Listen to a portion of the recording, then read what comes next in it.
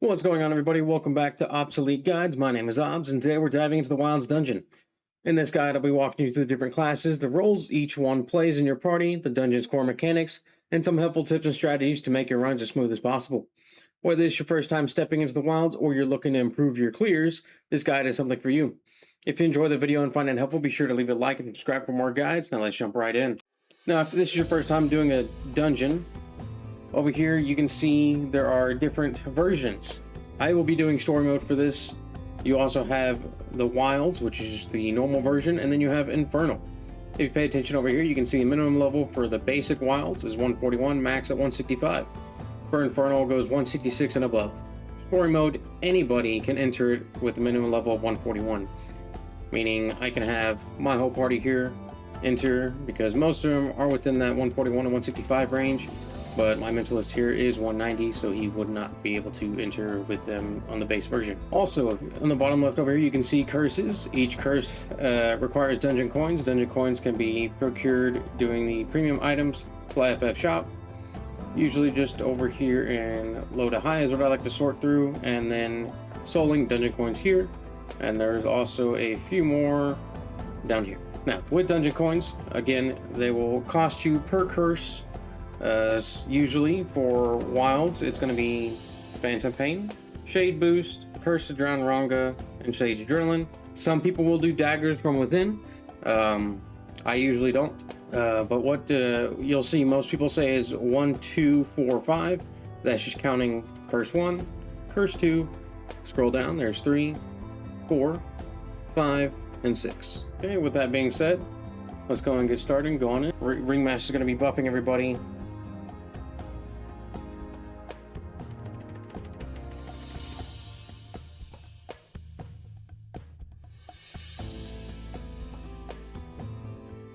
Alright, now that everybody is buffed and ready to go, for my knights or tanks, preferably I prefer a knight as a tank. For the skill Call of Fury, it allows you to pull aggro off of mobs. As you can see, every single monster in here is going to be red, meaning it will automatically aggro onto the nearest player. This is where Call of Fury comes in handy a lot. If another player is running behind you, which generally they should not be, or if a stray monster runs along, it is always nice to have that knight just Call of Fury, pull the aggro back off of them, and all safe. Now, once everybody is here, you've already pulled everybody, the tank will generally say attack. They'll say it 1 or 2 times, letting the AoEers know to go ahead and start attacking. Over here, I'm going to go ahead and start attacking with my Elementer. For the Knights, it is very important to be spamming that Call of Fury as you're attacking. This is because, if you haven't noticed before, when you are not constantly pulling aggro from a targeted mob, they do have a chance to de-aggro off of their prior target and attack the one that is attacking them.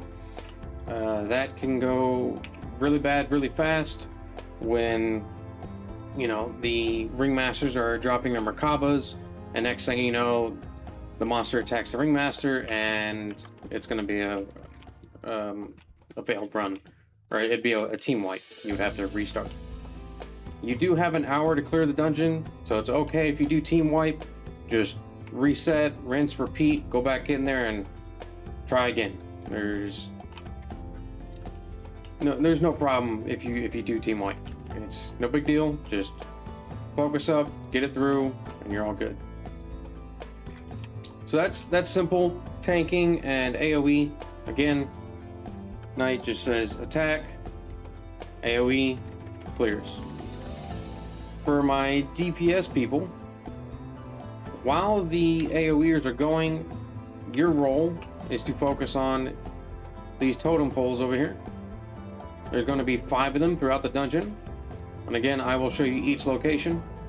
As they're clearing that, DPS needs to be focusing on that totem, because if you can see, it says 45 of 61. There's going to be 60 cobras here. That totem will count as that bonus one. Okay, once that's all clear, the boss is going to spawn, the Twin Strike Den Mother. Go ahead and come on up here. Now during this time, as you're clearing, if you are the AoE class, if you're the main AoE damage, you're putting out the most, you are going to be the one with the party lead. I'm not doing it here because it is story mode. But if you are, you'll then want to swap over, click on your main DPS, go ahead and put it in there, and make sure the DPS has the lead during that time. For those knights, make sure you spam Call of Fury, keep that aggro on them.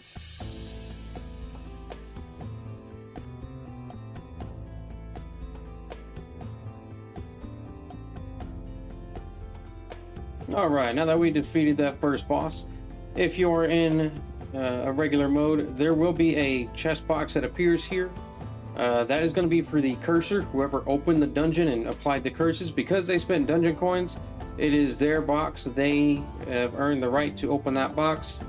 It is out of respect and kindness that that person gets it. It's just fair. If you did not curse, please do not take that box. It is frowned upon. Nobody likes thieves. If it's an accident, it's an accident, but just be sure not to take it for the remaining of the run, because there will be others. Now, as you see, that's where we came from. That's the entrance. That's where we came from over there. You just run straight on through, and then we're at the Twin Strikes. Same thing, just run on through here. I like to circle around this tree. There is a unique mechanic with this totem pole back here, as you'll see here in a moment. This big red circle right there, that will push and knock back people, so it is best for the tank to come back over here. I always like to click when I'm finalizing my position, that way he will not be out of sync. For everybody else, it will look the same, or at least generally the same area. Once again, once everything's gathered up, go ahead and send out the cue to attack, as long as I don't misclick. And just go ahead and clear. For my rangers and jesters, it is possible to do dark illusion and go back over there to the back and go ahead and start hitting that totem pole. If you're confident in doing that, by all means go for it. It'll help speed things along. If not, no worries, just wait for the tank to gather up the second half of the mob and then go take care of it. Now that that first half is taken care of, once again avoiding that red circle. It doesn't do a lot of damage, it's just that knock.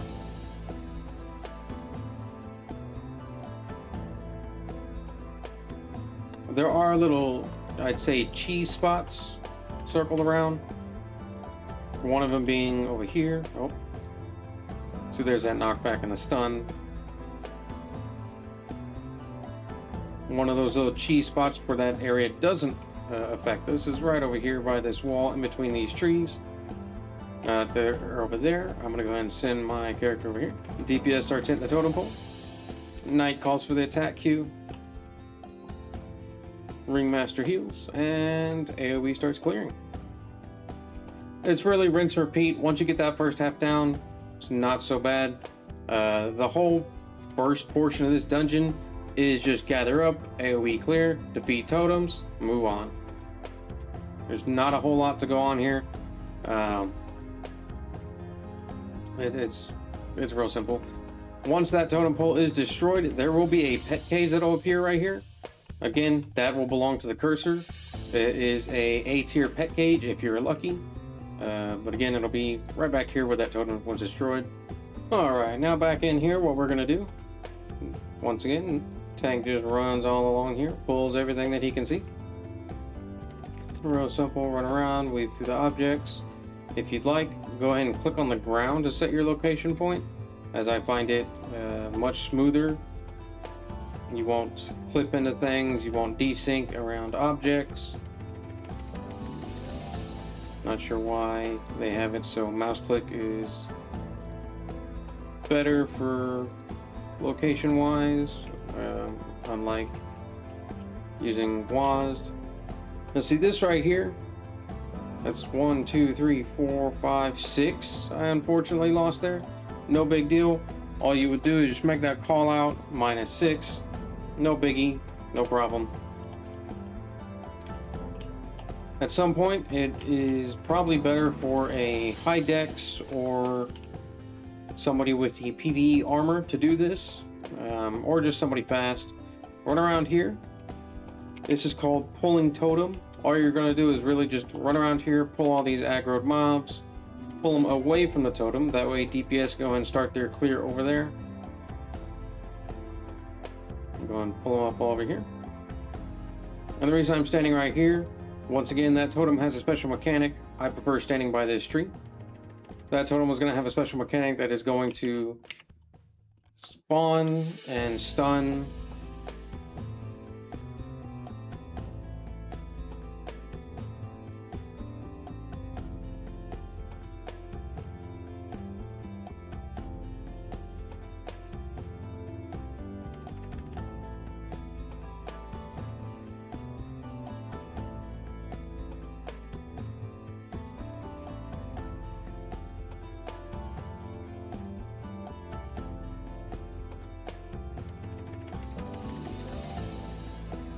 Now you don't have to wait for the DPS to clear the totem. As soon as this first mob is dead and cleared, if it was only maybe 2 or 3 that are left behind, the DPS can go clear those.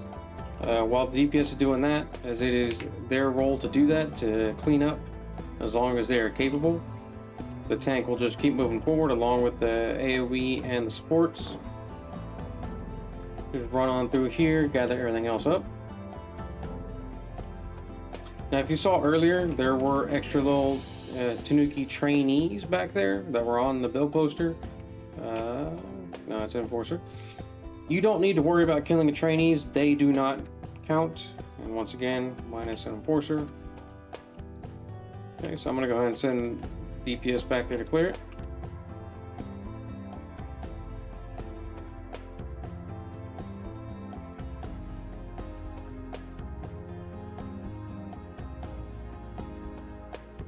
Once again, go ahead and pull aggro, get to the side.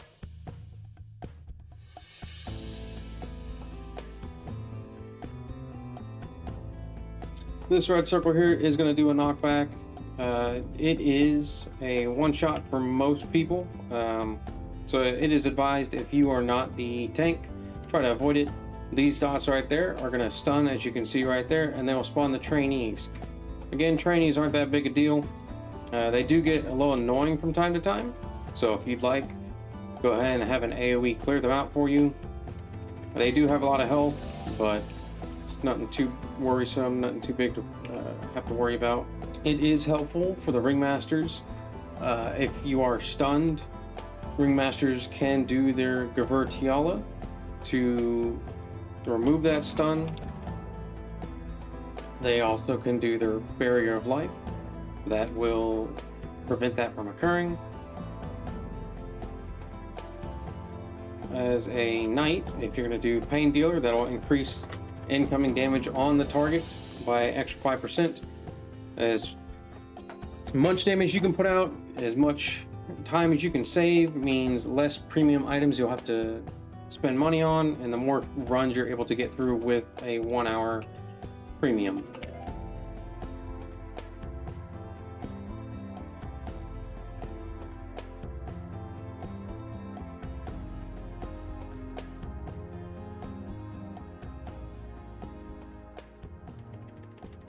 Alright, everybody's rebuffed, ready to go. After you clear that Tanuki Protector, you will notice a rock here and another chest that'll drop right here. Once again, cursor opens the chest. This rock right here is your teleport point. Those are just quick, easy ways back so you don't have to run through the whole dungeon again. They save time. Proceeding forward, go ahead and run through here with your tank. Gather up all these wildwood stalkers. They do like to hide behind fences and trees. It is nice if you are the knight or tank or anybody else to just keep an eye out, see if you do see anything that may have been missed. Once again, it's no big deal if they are.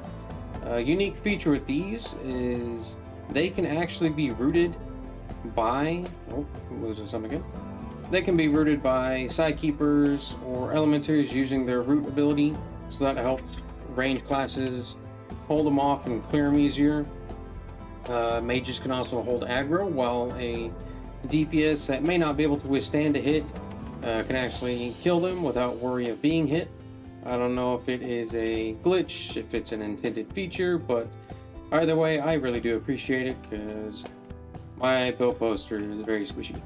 Like I said, a lot of this is just rinse and repeat, doing the same thing over and over again. If it is your first time, or maybe you haven't run through it enough, it can be and feel a little overwhelming. Once you do it enough, you get the hang of it. You can just roll on autopilot. Okay, so for here, tank wants to sit by this totem pole, that way AoE can start focusing on it. Once again, DPS is going to hit the totem pole.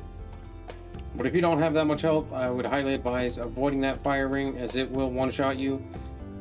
Here as well, this is a very buggy spot right here. Okay, so for my martial or melee DPS characters, as the tank, you want to try to walk the boss a little bit. And by that, what I mean is, if I can get unrooted here. I'll just do it myself.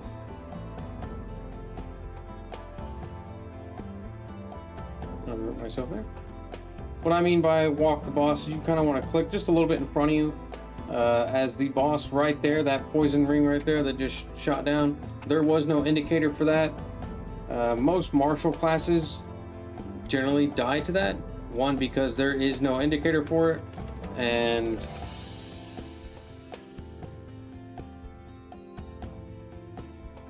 if you are the tank, it is nice to always carry on some antidote potions in here, as the cobras and this wildwood chieftain here do apply poison. That will cleanse it for you. It's a lifesaver. If you haven't dealt with poison before, it is very, very dangerous, as it does take percentage health. The more health you have, the more damage you'll take, and it's very deadly.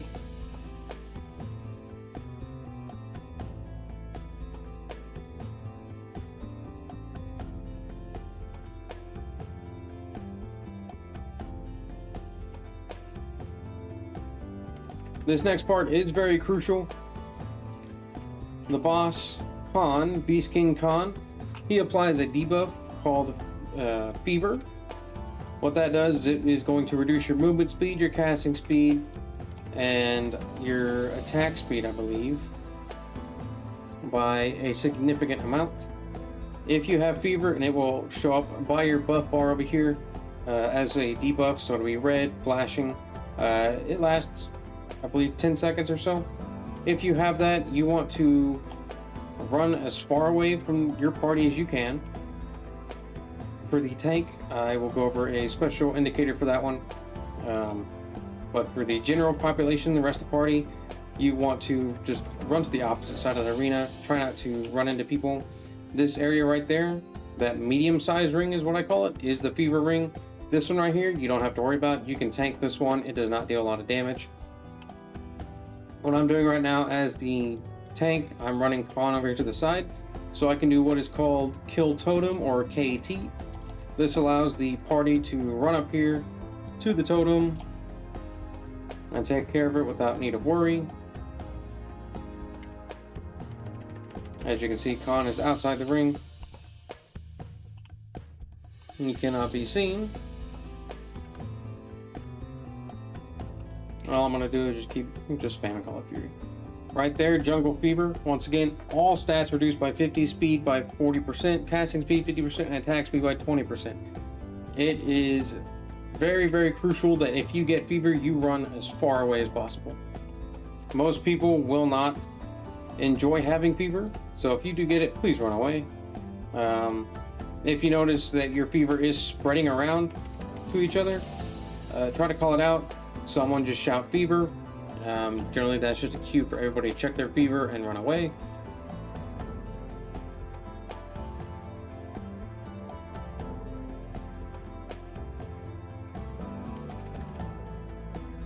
For the most part, that is the Wilds dungeon. If you are the AoE of the group, please, please, please, if you see all these ads spawning, just go ahead and use your AoE and clear it.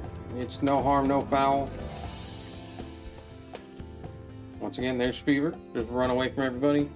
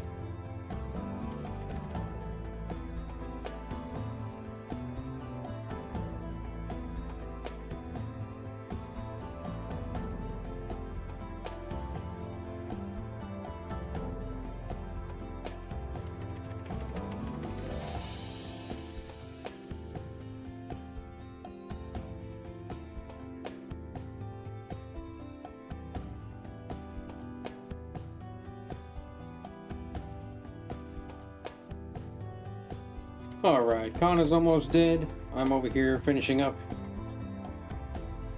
These little red circles there, as you see, they stun. Some of them do have a chance to spawn right there. You'll see there, spawned enemies. What I gotta do, Knight has fever. I prefer running away on a Knight around the 3 to 4 second mark. Gives you time to run away and circle on back.